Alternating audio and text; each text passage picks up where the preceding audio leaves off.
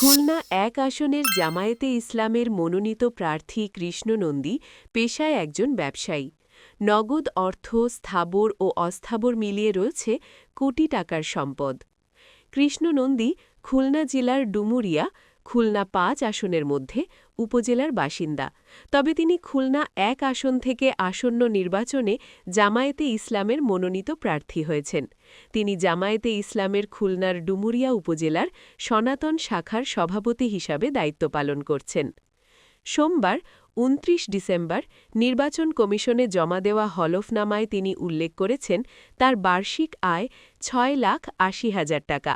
কাছে রয়েছে ১৮,৫৩,৩৯,৯৮৪ টাকা।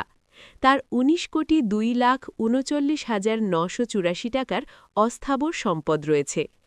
১,৬৩,৯০,০০০ টাকার স্থাবর সম্পদ রয়েছে। এদিকে তিনি ব্যাংকের ১৭,৯৭,২৪,৯৮৪ টাকার ব্যাংকের ঋণ দেখিয়েছেন। তার ২.৪৭ একর কৃষিজমি ও ০.৫ একর অকৃষিজমি রয়েছে।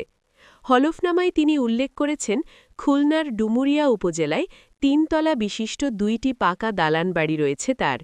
২০২৫ সালের আয়কর রিটার্নে প্রায় ২,৬৯,০০,০০০ টাকার সম্পদ রয়েছে ও ১৫ ভরি সোনা তিনি উপহার হিসাবে পেয়েছেন বলে উল্লেখ করেছেন।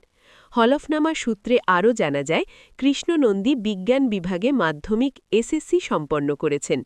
তবে তার স্ত্রী এবং সন্তানদের নামে কোনো স্থাবর ও অস্থাবর সম্পদ নেই বলেও উল্লেখ করেন।